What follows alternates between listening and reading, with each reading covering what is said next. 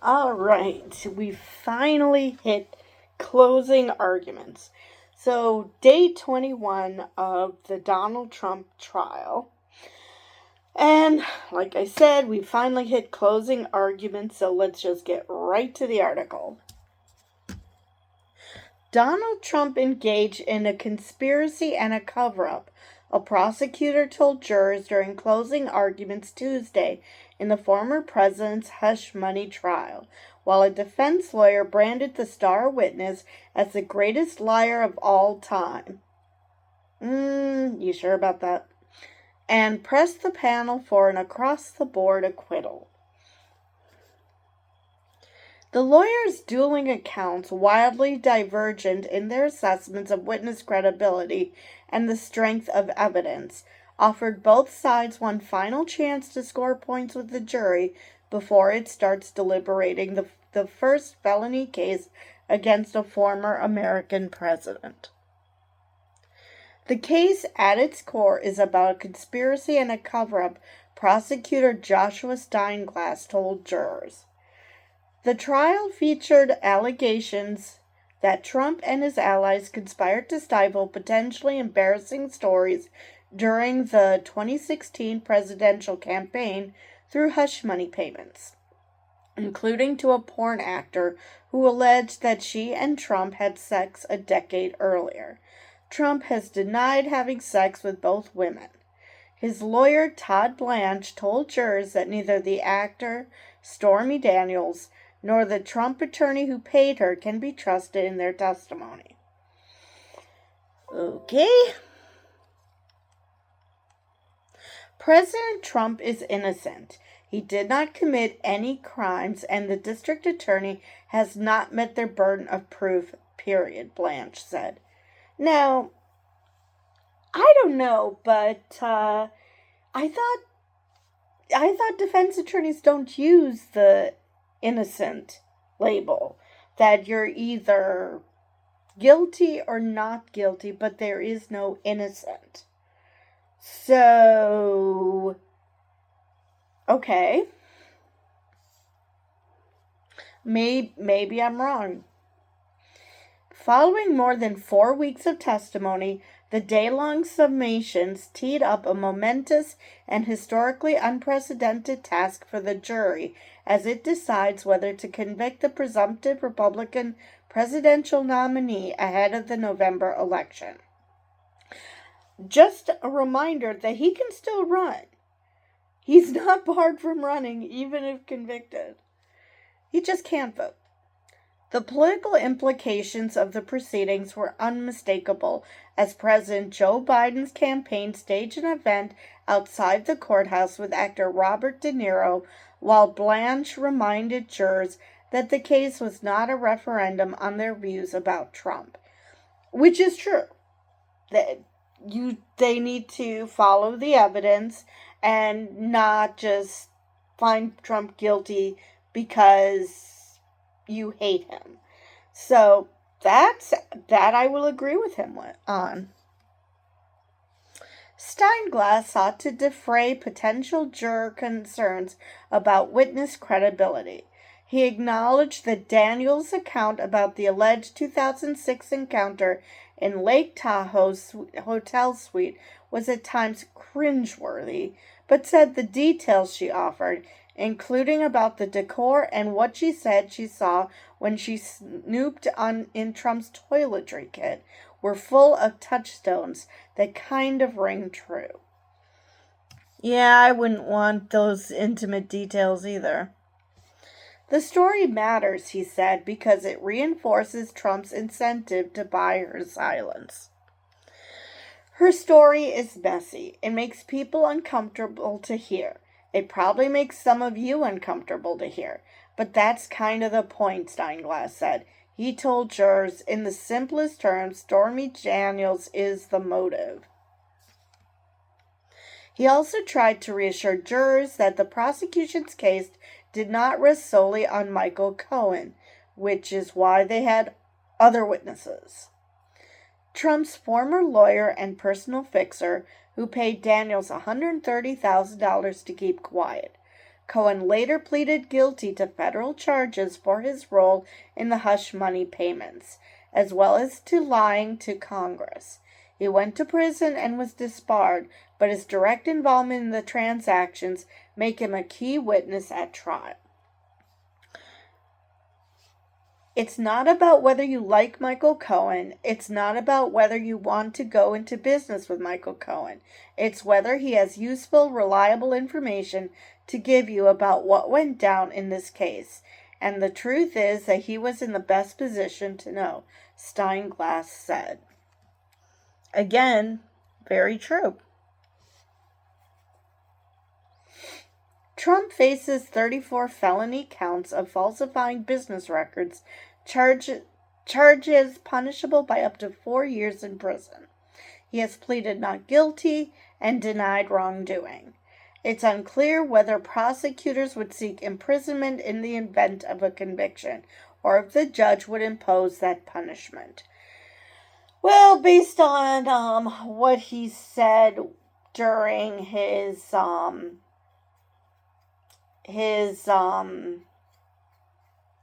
gag order violation side hearing, I don't think he's going to impose jail, because it sounds like he really, really, really doesn't want to, just based on who Trump is, which, let's face it, that shouldn't come into play, that because of Trump being a former and potentially future president, that should have no bearing on how he's punished.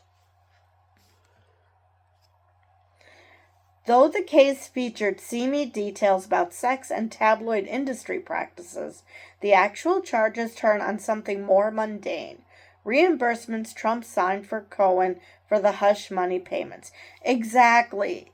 The only people who are calling this the hush money case is the media. And of course, most people who are following the case, because they listen to the media. The people who are actually working on the case don't call it that, because that's not the point of the case. It's whether he falsified business records. It was a 2016 election interference case. It's not a hush money case. The reimbursements were recorded as being for legal expenses, which prosecutors say was a fraudulent label designed to conceal the purpose of the hush money transaction and to illicitly interfere in the 2016 election. Defense lawyers say Cohen actually did substantive legal work for Trump and his family. And nobody's denying that. It's just this particular payment had nothing to do with that. Ugh.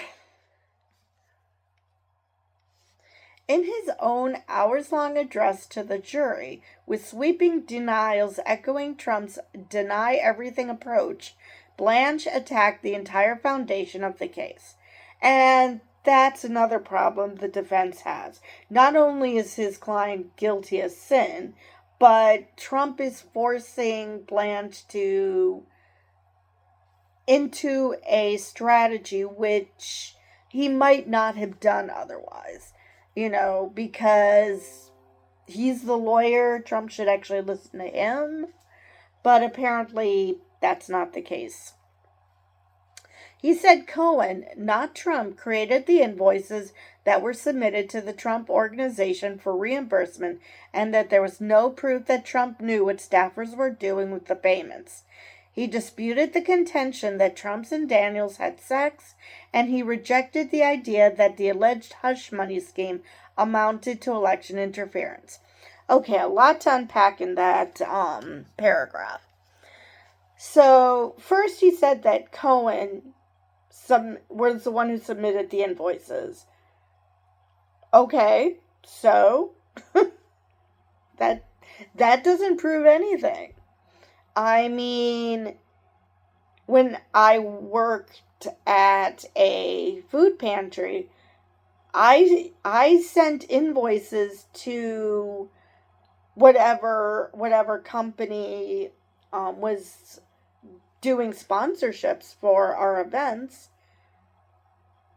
The boss knew that I was doing it. Just because it was me doing it doesn't mean that it was my idea. It was, because that's the way the process works.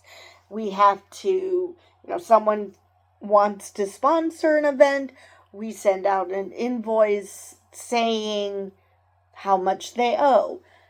That's the way it works. So they might not have known of every single sponsorship. It's possible. But they did know that that was a thing that was happening. Same thing here. Just because Cohen created the invoice doesn't mean Trump didn't know about it. And the fact that there's no proof that Trump knew what the staffers were doing with the payments. Seriously, Trump just is told, oh, we need you to write a check. Okay. Seriously, that's your defense, that Trump is dumber than dirt? I mean, come on. So first off, there's that you're basically making Trump out to be the king of ignoramuses. And then there's the fact that it's not true, because Hope Hicks and others have already testified that he's a micromanager, that he knew that nothing happened in the Trump organization without him knowing it. That's already been established. So, but this is my favorite. He disputed the contention that Trump and Daniels had sex. Okay. I'm not sure why you need to deny that, because you're already saying that Trump didn't know what it was for. So that kind of implies that this didn't happen, but okay. And he rejected the idea that the alleged hush money scheme amounted to election interference, even though people pointed out. Granted, he had more than one motive. He also didn't want Melania to know. Hope Hicks did testify that she was supposed to intercept the newspaper so Melania wouldn't find out about this whole case. So it's not just that he wanted to interfere with the election, but he also did want to spare Melania from finding out. Now, what his reason was for that is a different story, but I don't see why it can't be both. And again, we have Trump on tape saying that, oh, well, if we can push the hush money payment till after the election, then it's not necessary anymore because it doesn't matter. So, yeah, we do know it's an election interference. Yeah, it came out of Trump's mouth. Like most things, Trump is very willing to admit to his own crimes. Every campaign in this country is a conspiracy to promote a candidate, a group of people who are working together to help somebody win, Blanche said. Are you kidding me? A conspiracy to promote a candidate. Let's just use that word so it has no meaning. A conspiracy? That is not a conspiracy. My God. But as expected, he reserved his most animated attack for Cohen, with whom he tangled during a lengthy cross-examination. Yes, apparently, Cohen said something about Blanche, and Blanche got all whiny about it on his first question on cross-examination, and Judge Merchan had to say, really? You're taking this personally? So, yeah, mimicking the term GOAT, used primarily in sports as an acronym for greatest of all time, Blanche labeled Cohen the GLOAT, greatest liar of all time. Dude, your client is Trump. Are you sure you want to call Cohen the greatest liar of all time? The lawyer also called Cohen the human embodiment of reasonable doubt. How? That language was intentional because to convict Trump, jurors must believe that prosecutors proved their case beyond a reasonable doubt. Again, pretty much everything that Cohen said was corroborated by other witnesses. The only thing that he said that wasn't corroborated was when he mentioned his own crimes, like stealing $30,000 from the Trump organization. But people are willing to believe that. He's a thief, he's a thief, he's a thief. Don't believe him. The thief is the one who admitted to it. Pick one. Either you shouldn't listen to him or he admitted to being a thief. You can't do both. He lied to you repeatedly. He lied many, many times before you even met him. His financial and personal well-being depend on this case. He is biased and motivated to tell you a story that is not true, Blanche said. This would hit hard if it wasn't for the fact that prosecutors mentioned that he's a liar, that he's lied previously, and that Cohen himself mentioned it. Kind of hard to consider that to be hard hitting when the people involved already said that. Todd Blanche or Trump, one or both of them have never heard of cooperating witnesses. I mean, these are bad people who are willing to flip on a worse person so they can get that conviction. This is something that they do in the courts. I mean, are you seriously going to tell me that no one can ever go after the big kahuna because the smaller fish are bad people? Really? Is that really what you want to say? The attorney's voice became even more impassioned as he revisited one of the more memorable moments of the trial when Blanche sought to unravel Cohen's claim that he had spoken to Trump by phone about the Daniels arrangement on October 24th, 2016. Cohen said he had contacted Trump's bodyguard as a way of getting a hold of Trump, but Blanche asserted that at the time Cohen was actually dealing with a spate of harassing phone calls and was preoccupied with that problem. It was a lie, Blanche said. That was a lie, and he got caught red-handed. I'm sorry. I'm sorry if you can only handle one issue at a time, but just because he was dealing with a harasser does not mean he couldn't have dealt with this too. In his testimony, Cohen acknowledged a litany of past lies, many of which he said were intended to protect Trump. But he said he had subsequently told the truth at great cost. My entire life has been turned upside down as a direct result, he said. Yeah, he was disbarred. That's a pretty big consequence. I mean, yes, he also went to jail, but, I mean, he lost his law license. He's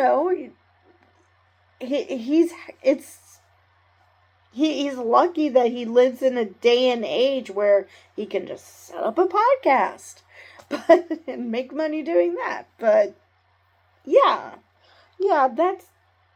that could have ruined him. Look at Rudy.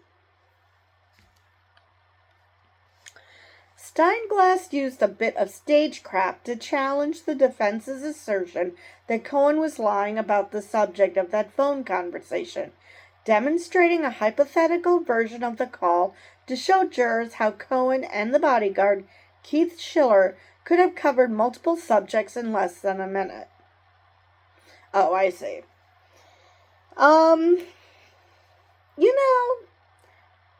I watch news broadcasts, and I am always amazed at how much can get covered in less than a minute. How much can be said in less than a minute.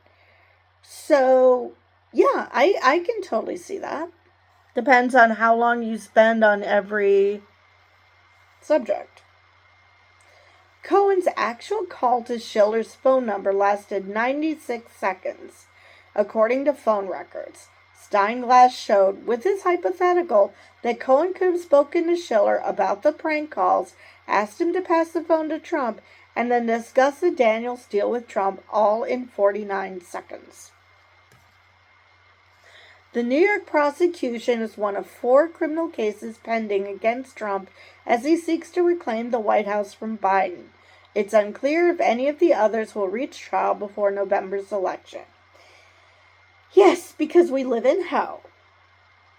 We have a Supreme Court that will not rule on immunity. They're waiting till the last minute, because then even if they rule against Trump, they've still delayed things to the point where this isn't going to happen before the election.